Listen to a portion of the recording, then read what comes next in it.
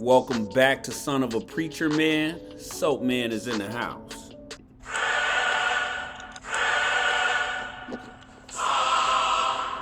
In my last episode, I showed you what I believe to be the only evidence of the biblical Abraham outside of the Bible. The evidence that I speak of lies within the historical records of ancient Egypt in an Egyptian document known as the story of Sinuhe, or the tale of Sinuhe. So this story takes place and was written following the assassination of Amunenshi I, pharaoh and ruler of all of Egypt, and the first pharaoh of the 12th dynasty. Now the main character in this story is Sinuhe, and he is a faithful and loyal supporter of King Amunenshi I. And Sinuhe is not just a nobody. He's married to the king's daughter, I believe, and he serves the queen. So Sinuhe is pretty high up on the totem pole as far as members of the king's court. He's close to the king. He supports the king. He loves the king. And if a king marries you to his daughter, it's because you're probably a valuable asset to him in some type of way.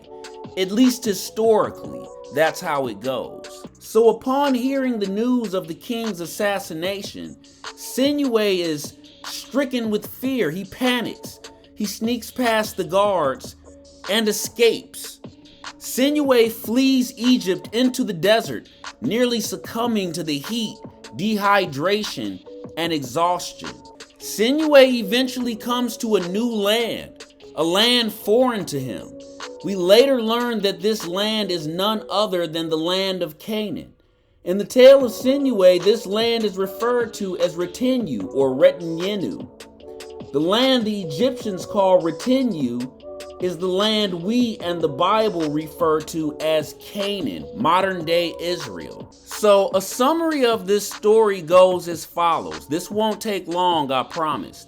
It says, speaking of Sinuhe, upon hearing of the king's assassination and fleeing Egypt, we'll pick up right when he flees Egypt.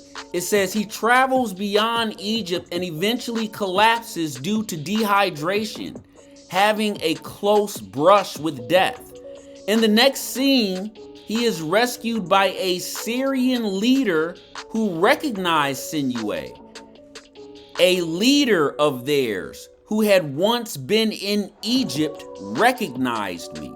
He gave me water, he boiled milk for me. Sinuhe is nursed back to health, and eventually after more traveling meets Amunenshi, the ruler of Upper Retinyenu. He begins his new life and attempts to establish an identity amongst a culture he is unfamiliar with. Amunenshi entrusts him to command his armies, and it is through this command that Sinuhe becomes engaged in conflict with the challenger. Although Sinuhe is victorious in this conflict, it onsets a desperation for his homeland. So in the story, Sinuhe is rescued by an individual described as a Syrian leader. He says, a leader of theirs. It is this individual that I proposed in my last episode as the biblical Abraham, for several reasons. The first being that Sinuhe's rescuer is described as a Syrian. Keep in mind that they are not in Syria. He's calling him a Syrian because he stands out as a Syrian amongst the many people from many other cultures in that land. They're in the land of Canaan. A Syrian is going to stand out as a Syrian. Now, I'm not trying to say Abraham was the only Syrian in the land of Canaan. He was not. But Abraham was very rich and powerful. And Sinuhe doesn't just describe this individual as a Syrian, he calls him a Syrian leader. That is what Abraham is. A person who is powerful and wealthy is going to be considered a ruler of some sort. Now, a lot of people believe that Abraham is from the city of Ur in southern Mesopotamia because when the Bible introduces Abraham, that's where he's at. But if you read the Bible carefully, it's clear that Abraham is from Haran, Syria. According to the Bible, Abraham and his father Terah leave the city of Ur and come to the city of Haran, which is in Syria. It is then that God comes to Abraham in a dream and tells him to get out of your father's land, get out of your land, get out from around your kinfolk, and go to this land I'm going to show you. The reason he says that is because Abraham was always originally from Haran, Syria. So when Sinuhe describes this Syrian leader who rescues him, it fits Abraham, it fits the description of Abraham perfectly. I'm not saying it can't possibly fit anyone else's description, but can you concede the fact that it does fit the description that the Bible gives of Abraham as being a wealthy man from Syria? Sinuhe's rescuer is called a leader. You would expect a leader to be the most powerful and most wealthy of the group. Well, according to the Bible, Abraham is rich in silver and gold and cattle. And when he rescues his nephew Lot, he arms over 300 men in his household. Abraham in the Bible has so far met all the criteria needed to be Abraham in the story of Sinuhe. He is definitely of Syrian descent, and his massive wealth and resources make him a ruler or a leader of some sort. Now, folks, I'll admit none of what I've said so far is exactly a smoking gun, but I'm not done.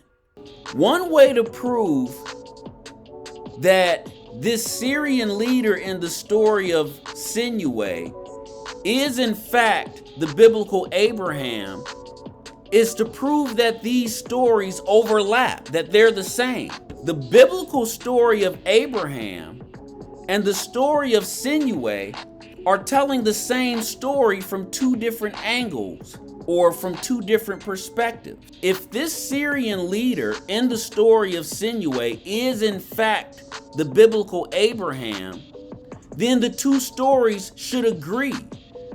The story of Abraham in the Bible should coincide or correlate with the story of Sinuhe in some way, shape, or form, at least as far as Abraham goes.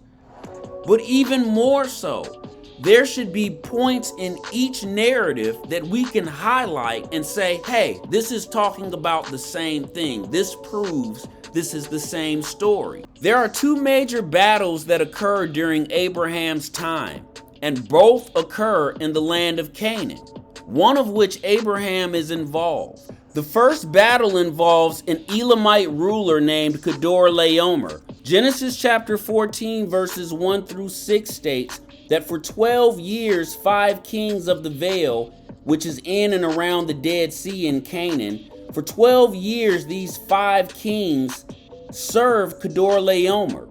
And in the 13th year, they rebel. They stop serving him. They stopped paying tribute to him. And in the 14th year came Kedorlaomer. This Elamite king summons his vassals and travels all the way from Elam in present-day Iran, all the way to the land of Canaan, modern-day Israel. Kedorlaomer and the 3 kings with him wage war on the 5 kings of the Vale in what is known as the Battle of Siddim, 4 kings versus 5. Kedorlaomer successfully defeats the 5 kings of the Vale. He loots the city of Sodom and in the process takes Lot, Abraham's nephew, prisoner. This is what leads to a conflict between Abraham, who is living in Hebron at the time, and Kedorlaomer, the Elamite king. This is the second major battle in this region during Abraham's time. This slide of a map of the land of Canaan shows Kedorlaomer's route, represented in blue, and Abraham's in red. After receiving word of Lot's capture, Abraham rides north alongside a mountain ridge and cuts Kedorlaomer off at Dan. Abraham's men do what they do, They put in work, as we call it. The Bible describes it as a slaughter. Abraham rescues Lot and returns a hero. I identified Kedorlaomer as Kendatu, an Elamite king who around 2000 BCE invaded the city of Ur in southern Mesopotamia and overthrew their king, Ebesen, and afterwards settled there. The story of Sinuhe dates back to around 2000 BCE. The military campaign of Kendatu dates to around 2000 BCE, which means if I'm right and Kedorlaomer is in fact Kendatu, then the story of Abraham and the story of Sinuhe overlap around 2000 BCE. So another reason to believe that this Syrian leader in the story of Sinuhe is the biblical Abraham. And it's one of the biggest pieces of evidence to me. It's, if anything, if any of the evidence I present is a smoking gun, it's this. Sinuhe says he recognizes this guy from Egypt. Do you remember in the story of Abraham in the Bible? Abraham travels to Egypt. He's afraid because he tells Sarah to lie and say that they're brother and sister, which technically they are, but he's afraid Pharaoh is going to kill him over Sarah, so he tells Sarah to lie. If there's any piece of evidence that should convince you that this Syrian leader is Abraham, it's this. We know that Abraham lived in Egypt before coming to the land, before returning to the land of Canaan. And Sinuhe says in his story, this Syrian leader who rescued me recognized me from when we lived in Egypt. This person must have formerly lived in Egypt. Whoever this Syrian leader was that recognizes Sinuhe, he had to have been close to the king. Otherwise, how did he see Sinuhe? Sinuhe is close to the king. He's a part of the king's court. We have a story in the Bible where Abraham is dealing directly with the king. He would have most certainly had at least the opportunity to see Sinuhe. You see how I'm trying to tie these two together? I don't know if I'm being successful, but have you ever seen anyone else give you any evidence of Abraham? I think what I'm presenting to you is not flimsy, it's compelling.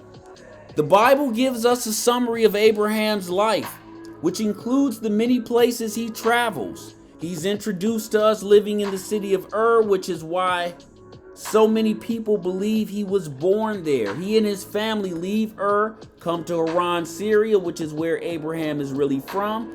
Abraham's father Terah dies in Haran, and Abraham travels to Canaan. There is a famine in Canaan, so Abraham goes to Egypt. And when the famine is over, he returns to Canaan, where he fights with Kedorlaomer, who I believe is Kendatu. Folks, listen. The individuals in these stories may no longer be around for us to question, but the land itself is. And it can be interviewed. It knows who was there. It knows what happened and when. This land has a story to tell, and there is evidence to be found. There's one last piece of evidence that I would like to share with you. One more reason to believe that this Syrian leader in the story of Sinuhe is the biblical Abraham.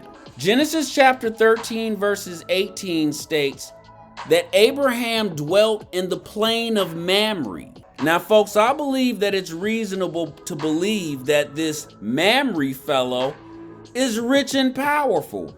Most likely, if he's selling Abraham land, he's most likely more rich and powerful than Abraham. Because if Abraham is as rich as the Bible says that he is in silver, gold, cattle, and livestock, and if he has this enormous household, then he's going to need a lot of land to sustain and to support all of these resources, all of these people and their families, and all of this cattle and livestock. The only person in ancient times who has that type of land is the king. It doesn't matter where you go. The only person who has the type of land to sell to Abraham is the king. It was the same way when he went to Egypt. That's why he had to go see the king. He needed a lot of land. So this Mamre fellow who Abraham's living on his plain, Mamre is most likely the king or a chieftain or a local ruler of some sort. But that's not all. Genesis chapter 14 verses 13 through 16 states that not only is Mamre Abraham's landlord, but Mamre is an Amorite, and Abraham is confederate with Mamre and his two brothers, Aner and Eshcol. Okay, so there are a couple things I need to address really quickly.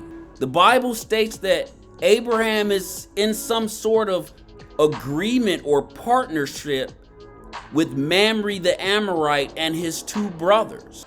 This Mamre is apparently pretty powerful, and he's got his two brothers backing him.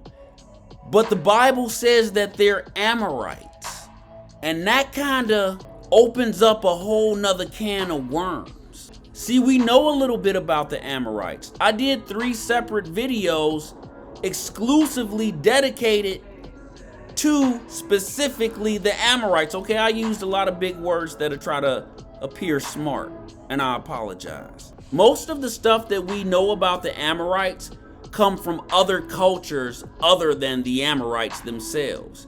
The Sumerians wrote about the Amorites, the Akkadians wrote about the Amorites, the Assyrians wrote about the Amorites, and to be honest with you, none of them really ever had anything good to say about the Amorites. They were pretty well and unanimously hated throughout southern Mesopotamia and just about anybody who ran into them. They were considered uncivilized, they were considered barbaric. Listen to what the Sumerians had to say about them. The Amorites who know no grain, the Amorites who know no house nor town, the boors of the mountains.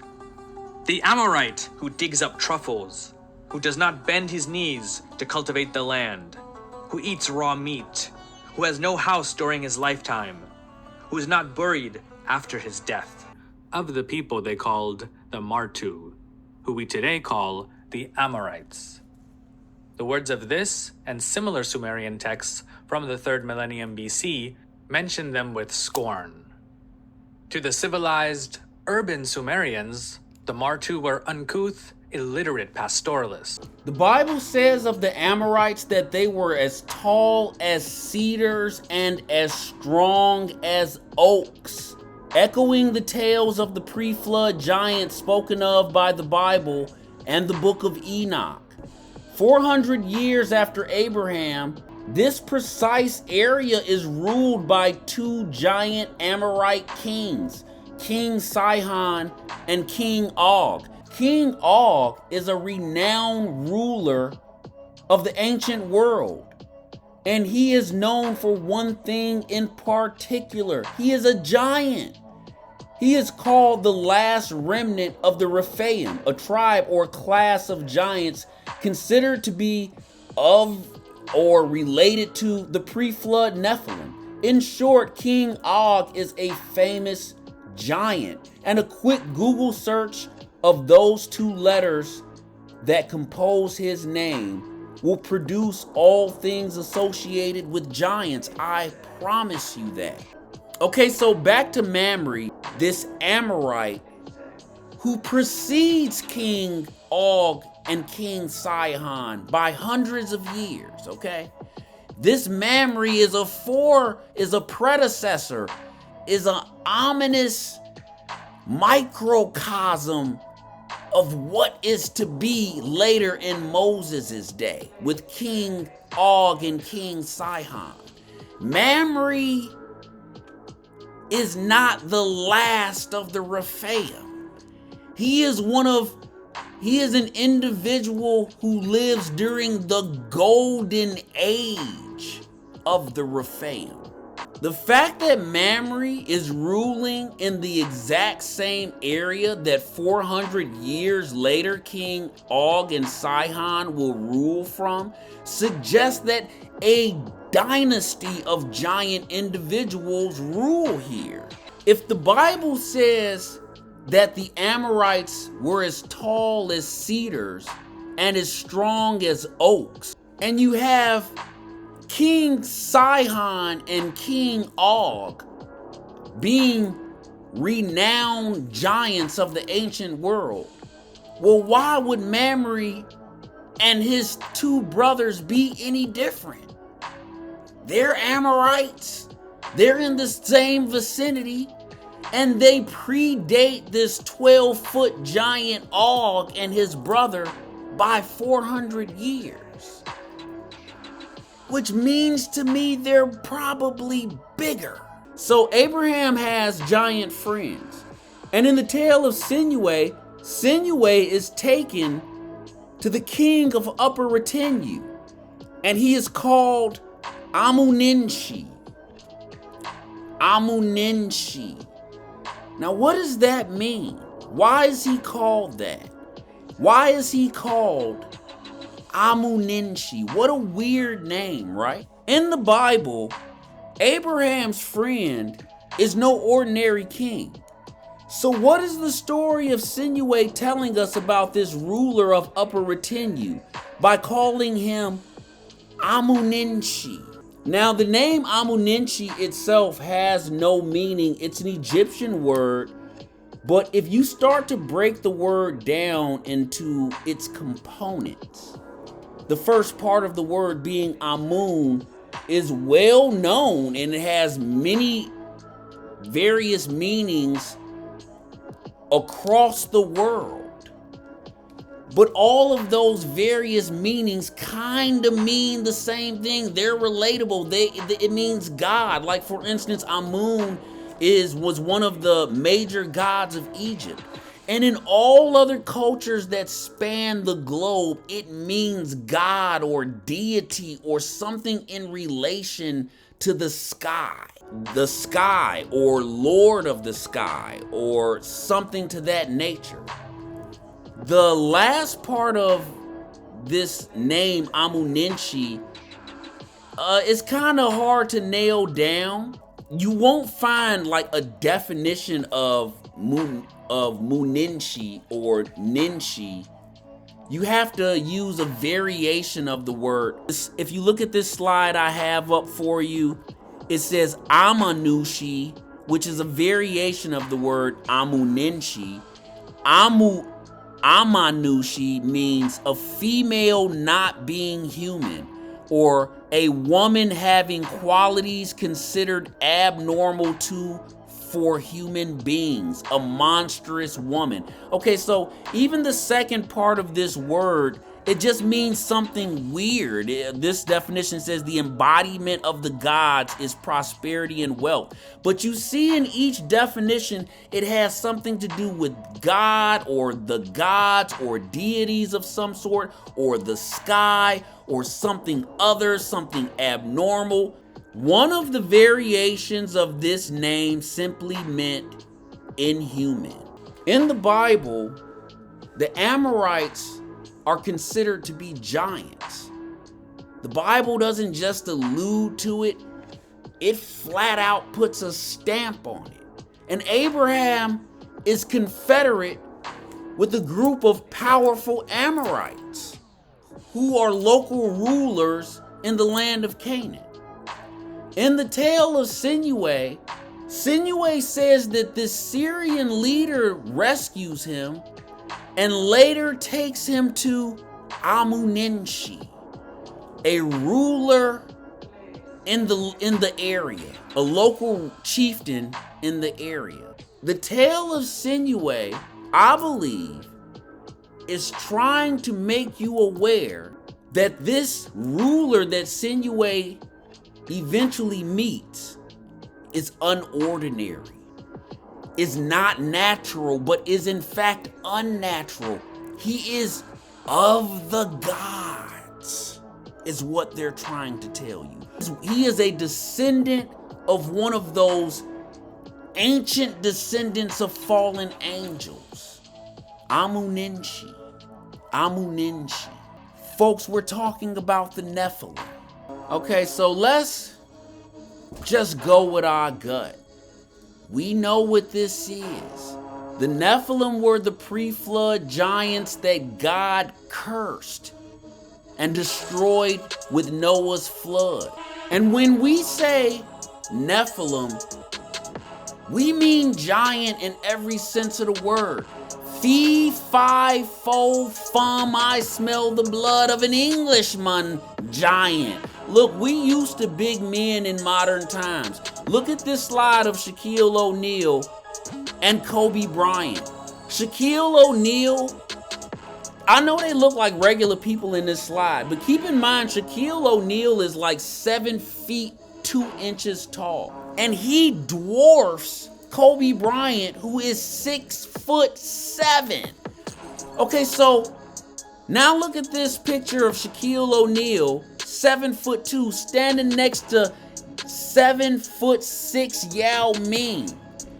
Yao Ming dwarfs Shaquille O'Neal like Shaquille O'Neal dwarfed Kobe Bryant. And these are big dudes. 7'2", 7'6", to a 5'9"er like myself. These are giants. But when we talk about the Nephilim, we're not talking about modern day NBA players. We're talking about individuals twice, 3 times the size of a normal individual. Not just in height, but in stature, in girth, in width, in build. And we're not talking about some kind of growth hormone defect where these people cannot stand up straight and walk in a straight line. They're athletic. We're talking about something right out of the pages of a comic book. We're talking about fantasy fairy tales come to life. Remember the giant in the Game of Thrones? He was a good representation of what we talking about. I think this is what these individuals would have looked like. This is what it would have been. This is similar to what it would have been like to experience these things. Okay, that's all I have for you today, folks. Like Willie D say, no more talk. So, folks, I want to thank you for joining me for this episode of Son of a Preacher Man. If you enjoy this type of content, please hit that like and subscribe button. If you have any compliments, comments, or insults, please leave them in the comment section. If you have any questions you'd like me to answer or topics you'd like me to discuss, please leave them in the comment section. I'll see you next time. Same soap time, same soap channel. Soap Man out.